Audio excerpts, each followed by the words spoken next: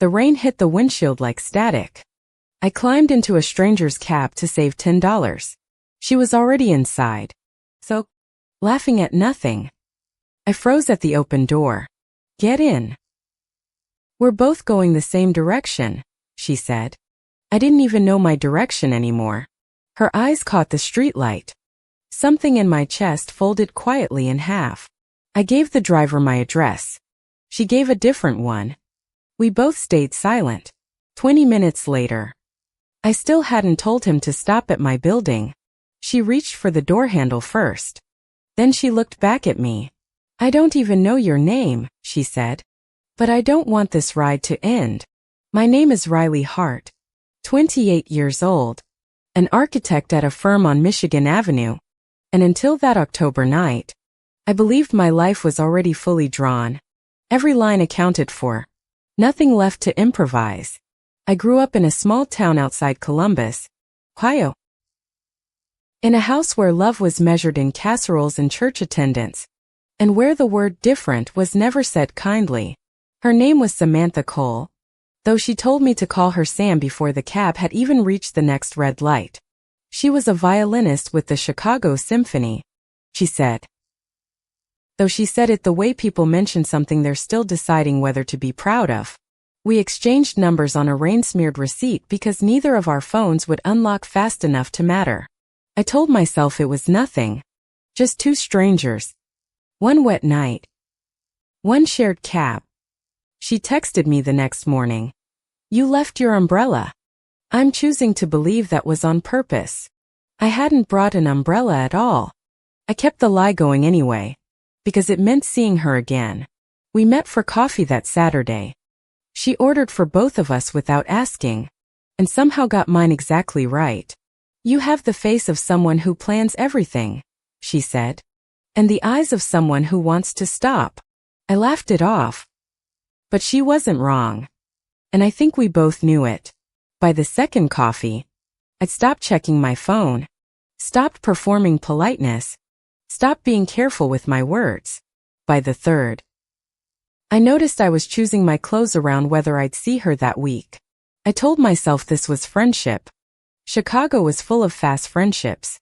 This was simply a fast one. Sam had a way of listening that made silence feel like an invitation instead of an ending.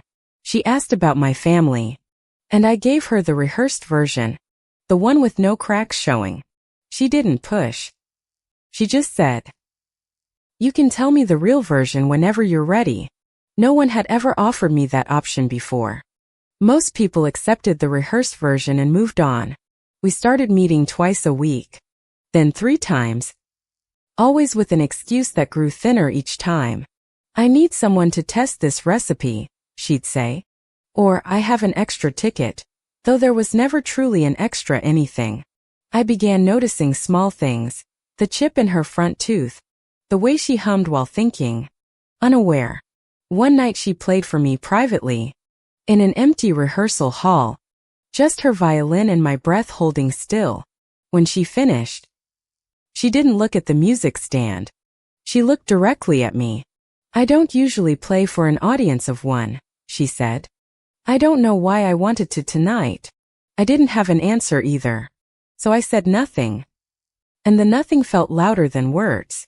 Walking home that night, I caught myself smiling for no reason a stranger could have named. My roommate asked who put me in such a good mood. I said work was going well. It wasn't about work. Sam started showing up at the coffee shop near my office. Coincidentally, on days I'd mentioned I'd be there. I started rearranging my lunch schedule around days she might be free, and calling it coincidence too.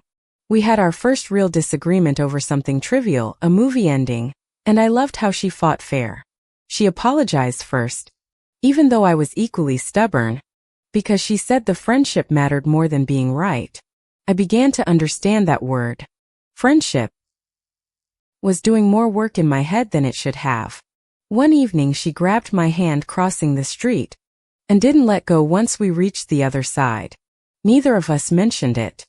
My hand stayed warm for blocks after she finally released it. I lay awake that night replaying the 5 seconds our hands had touched, embarrassed by how much they mattered. My best friend from college, Jenna visited Chicago and immediately asked who Sam was, since I mentioned her constantly. Just a friend, I said too quickly. And Jenna raised an eyebrow but let it go. For now. Sam invited me to her apartment for the first time, cooking dinner badly, laughing at her own burnt garlic bread. I wanted to impress you, she admitted. And instead I've proven I can ruin bread with a toaster oven. I told her it was the best burnt bread I'd ever had. I meant something else entirely. We sat on her fire escape afterward. City lights spread beneath us like something neither of us had earned yet. Can I tell you something I've never told anyone from work? She asked, voice suddenly smaller than before. I nodded. And she confessed she sometimes felt like her whole life was performed for other people's approval. I told her I understood that better than she knew, though I still wasn't ready to say why. She looked at me a long moment. I think you understand a lot of things you don't say. I felt exposed, seen in a way I both wanted and feared. And I changed the subject too fast. That night, walking home alone, I finally let myself say the word in my head. I liked her. Not as a friend, not as company, but in the way that rearranges a person's whole internal map. I hadn't let myself feel this since college, since a night I'd buried under years of denial. Her name had been Priya, and I'd loved her quietly, and never told her before she moved away. I promised myself back then that quiet love was safer. Watching Sam laugh, I wasn't sure I believed that anymore. The next week, Sam canceled our coffee plans. Her text said only, family stuff. Sorry. Rain check. I didn't know yet that family stuff would become the first real obstacle standing between us. 2 days later she finally called. Voice tired. My mother's sick. Cancer. Stage 2. We just found out. I offered to come over immediately. She said no. Then called back an hour later and said please come.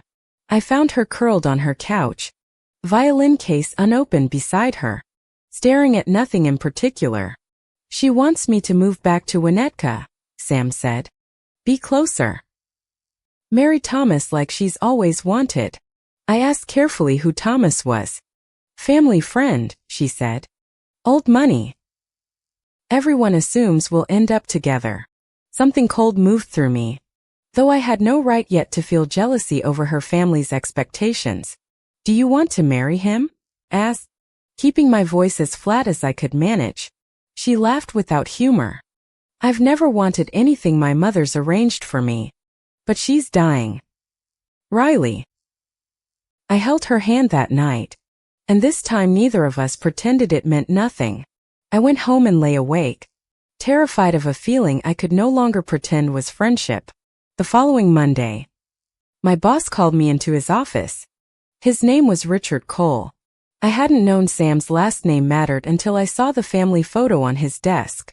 You've met my daughter, he said. Not quite a question. Watching my face for a reaction, my stomach dropped through the floor. Sam had never mentioned her father ran the firm I worked at. We're friends, I said. The same lie I'd been telling everyone, including myself, for weeks. Richard Cole smiled thinly. Careful with that word, Riley. My daughter tends to complicate simple things.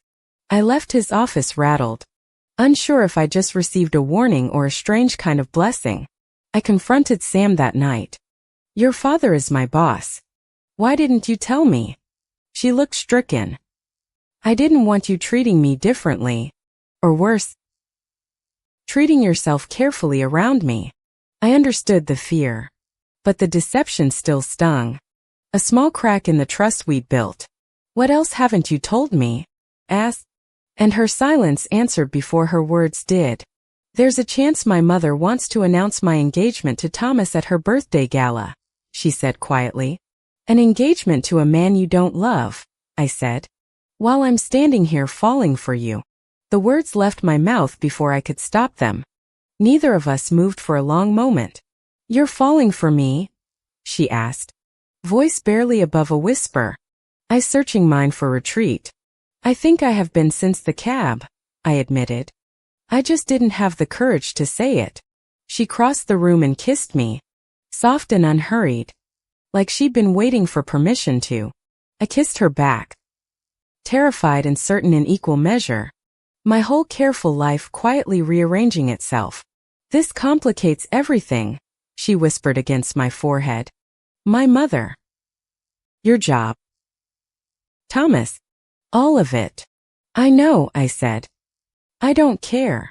In that moment, I meant it completely. We agreed to keep things quiet while her mother's treatment began.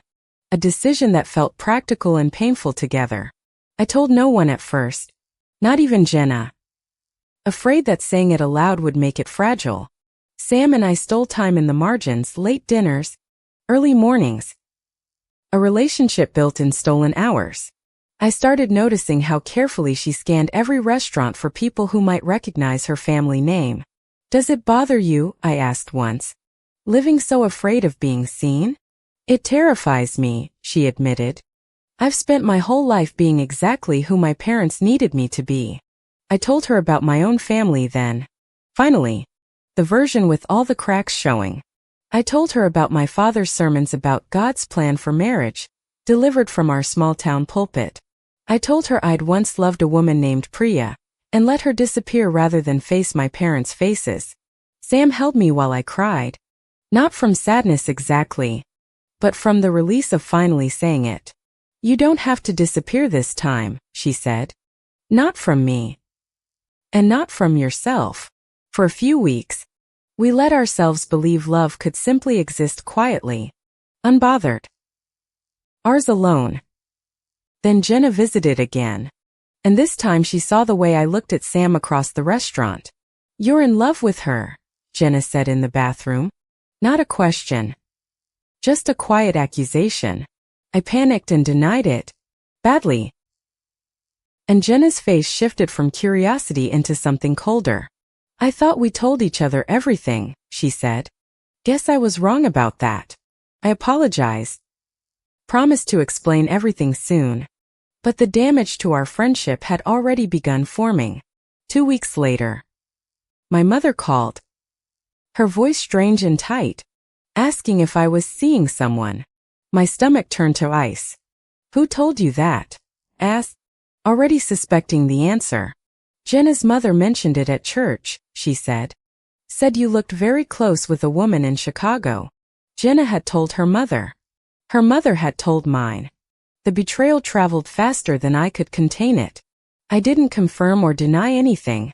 But the silence on the phone said more than words could have. My father took the phone. Riley. Is there something you need to tell us? His voice was flat. Careful. I stood frozen in my kitchen. Sam watching me from across the room. Reading my face perfectly. Not over the phone, I said finally. Buying myself time I wasn't sure I actually needed. After I hung up, I sat on the floor, shaking, while Sam wrapped both arms around me tightly. I'm not ready, I told her. I thought I had more time to figure out how to say it. You don't owe anyone a timeline, she said. Not even them. Especially not them. But the fear had already taken root, spreading through every part of my careful, controlled life. At work, Richard Cole began assigning me smaller projects, subtle demotions dressed as scheduling decisions. I couldn't prove it was because of Sam, but the timing felt too precise to be coincidence.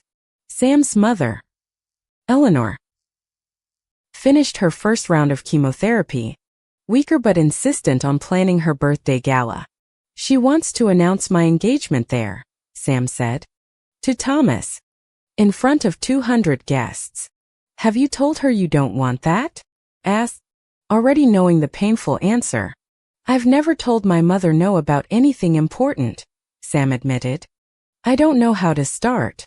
I felt the ground shifting beneath us. Our stolen hours suddenly not enough to hold back the world. My parents drove to Chicago unannounced one Saturday. Standing in my doorway with faces I didn't recognize. We need to talk, my father said. About what your mother heard from Jenna's mother. I invited them in, my hands trembling. Sam's photograph still sitting visibly on my bookshelf. My father saw it immediately. Is that her? The woman from the phone call. I didn't lie this time. Her name is Sam. I love her. I'm gay. Dad. I have been for years. The silence that followed felt longer than the entire 28 years that came before it. My mother started crying. Not gently, but the sharp kind of crying that comes from grief, not anger. We didn't raise you for this, my father said, voice shaking with something between fury and heartbreak. You raised me to be honest, I said. This is the most honest I've ever been with you. He left without another word. My mother following, glancing back once with an expression I couldn't read. I called Sam after they left, sobbing, certain I'd just lost my family forever in one conversation. She drove across the city immediately, holding me until the shaking finally slowed enough to breathe. 2 days later, my brother Marcus called, and I braced myself for another wave of rejection. I already knew, he said instead. I've known for years. Riley. I was just waiting for you to trust me. I broke down again. This time from something closer to relief than grief. One crack of light appearing. Dad will come around, Marcus said, though his voice carried more hope than certainty in it. And if he doesn't? I asked. Then you'll still have me, he said simply. That's not nothing. That the firm. Richard Cole called me into his office again. His expression unreadable. Dangerous in its calm. My daughter tells me you two are together, he said. I need to know your intentions. I love her, I said plainly, refusing to shrink the way I had my entire life before this. She's supposed to marry Thomas Whitfield at the gala, he said. This changes everything for our family. That's her mother's plan, I said. Not necessarily hers. Have you asked what Sam actually wants? He had no answer for that. And I left his office unsure whether I'd just been fired. That night, Sam told me her mother had officially set the gala date for 2 weeks away. She's not backing down, Sam said. And I don't know if I have the courage to either. You told me I didn't have to disappear, I reminded her. Neither do you. Not for anyone. Sam went quiet, staring at her hands. It's easier to say that than to actually live it. I felt fear creeping into the relationship itself. The sense that love alone might not be enough this time. Jenna called, apologetic finally, admitting she'd told her mother out of hurt, not malice. Though the damage was done, I was scared of losing you to someone new, she confessed. I handled it terribly. I'm sorry. Riley. I forgave her. Slowly, understanding fear could make even good people do damaging, thoughtless things. My mother texted me one evening. Just 3 words. Can we talk? I stared at them for an hour. We met at a diner halfway between Chicago and Ohio. Neutral ground for a conversation neither of us wanted. Your father isn't ready, she said. But I don't want to lose you over something I don't fully understand. Then let me help you understand, I said. And for the first time, she actually listened. I told her about Sam, about the cab, about years of hiding, about how tired hiding had made me. My mother cried again, but this time it felt different. Less grief, more the ache of finally seeing me. I'm still scared, she admitted. But I don't want to be the reason you disappear from our lives. It wasn't full acceptance, but it was a door left open, and I hadn't expected even that much. Back in Chicago, Sam grew quieter as the gala approached, retreating into rehearsals and avoiding hard conversations. Talk to me, I said one night. You're pulling away and I don't understand why. If I go to that gala and say nothing, I lose myself, she said. If I speak up, I lose her. Your mother is dying, I said gently. Doesn't that make the truth more urgent? Not less. Sam didn't answer. And that silence sat between us for 3 long, Uncertain days. On the fourth day, an envelope arrived at Sam's apartment, addressed in her mother's careful handwriting. Inside were 4 unopened letters, dated over 3 years, each one marked for Samantha. When she's ready. Sam sat frozen, staring at them. She's been writing me letters. I never knew. I was always too afraid to ask.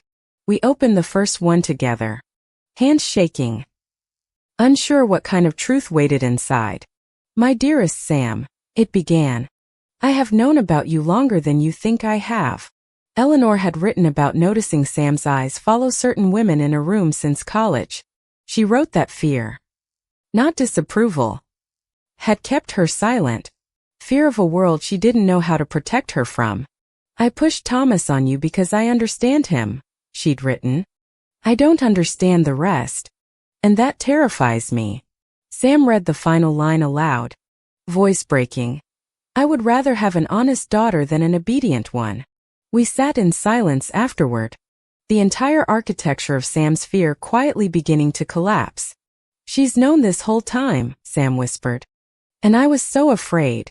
I let her keep pretending too. Maybe it's not too late, I said. Maybe the gala isn't an ending. Maybe it's a chance. Sam looked at me with something new in her eyes, something closer to resolve than fear. If I do this, she said, I need you there. Not hidden. Not a secret. All of it. In the open. I'm not going anywhere, I said. And for once, neither of us flinched at the weight of that promise. The night of the gala arrived. 200 guests. String quartet. Chandeliers dripping gold light across the ballroom. Thomas approached us early. Awkward but kind. I never wanted this either, he admitted quietly. Arranged things rarely work. Richard Cole watched us from across the room, jaw tight, uncertain which version of his daughter would appear tonight. Eleanor Cole rose to speak, frail but steady, thanking guests for celebrating another year of her life. I had planned an announcement tonight, she said, about my daughter's engagement to Thomas Whitfield. The room hushed. Champagne glasses paused mid-air. All eyes turning toward Sam and me standing together. Sam stepped forward before her mother could continue. My hand still firmly held in hers. Mom, I read your letters, she said, voice trembling but clear enough to carry across the ballroom. Eleanor's composure cracked slightly. Then you know I've always wanted the truth more than the plan. This is Riley, Sam said, turning toward me. I love her. I have for months. I'm done hiding that. Gasps rippled through the crowd, whispers spreading faster than the string quartet's next measure could cover them. Richard Cole stood frozen, and for a long, terrible moment, I thought we had lost everything. Then Eleanor Cole, weak from chemotherapy but unmistakably certain, walked forward and embraced her daughter tightly. I have wanted this honesty for 3 years, she said. I am not losing you to my own fear. Richard's shoulders finally dropped, some rigid version of himself quietly loosening in front of 200 witnesses. I don't fully understand it, he said to me. But I understand my daughter is happier than I've seen her. It wasn't a perfect blessing, but it was real, imperfect and human. And I'd take that over pretending. My own parents weren't there that night, but Marcus was, standing beside me, filming it for them anyway. He sent the video home with a message. This is your daughter. Finally free. I hope you can see that. Weeks later, my father called. Voice rough. I watched the video, he said. I'm still learning. Riley. But I'm trying. It wasn't everything I'd wanted, but it was more than the silence I'd braced myself for. Sam and I moved into a small apartment together that spring, no longer hiding our life from anyone. Richard Cole quietly reassigned me back to major projects, an apology he'd never say aloud but clearly meant. Standing on our balcony one rainy evening, Sam took my hand exactly like she had in that first cab. I still don't know where we're going, she said. laughing. But I never want this ride to end. Fendi.